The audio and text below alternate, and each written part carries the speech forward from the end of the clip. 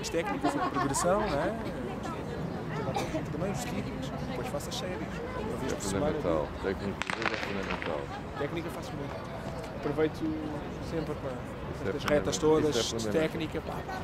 É fundamental. Faço às vezes as barreiras só para para treinar a perna, para aquecer os... nem só para aquela coisa, é mobilidade. É mobilidade, exatamente. Isso é fundamental também.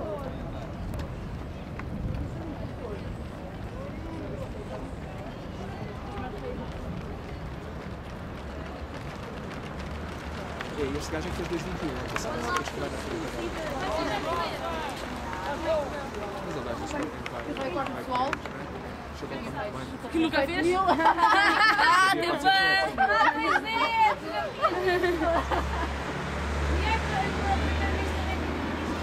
Então nas provas de comparação ganhas sempre. Sempre, já o ano passado ganhou. Vamos comer até o meu fundo. Eu já fui a rolar. Mas nessa... 55 aos 400, vai. O que vai fazer? Isso é a passagem para os 800, cara. É? Mesmo assim, no 89, Tem que ser esticado, não é?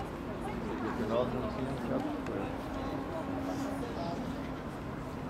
Já estás a gravar, não é?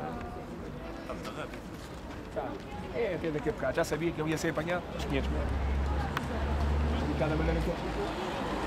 Vamos lá, Ricardo.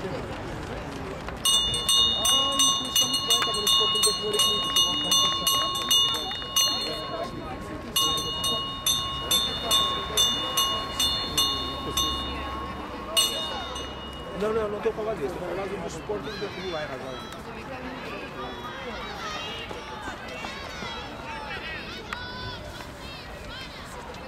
Eu era bom nos 400, é?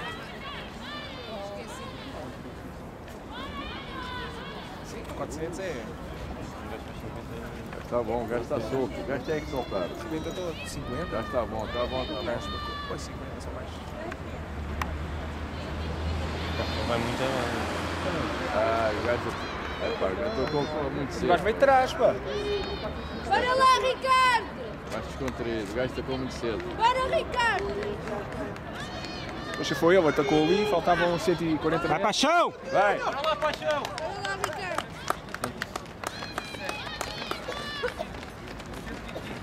2 quê? 2,30. Está bem. Leva o casaco. Seja para pelas costas.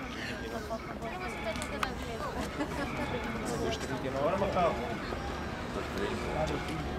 O relógio deste gajo é do Barreiro, eu quero assim. Bem.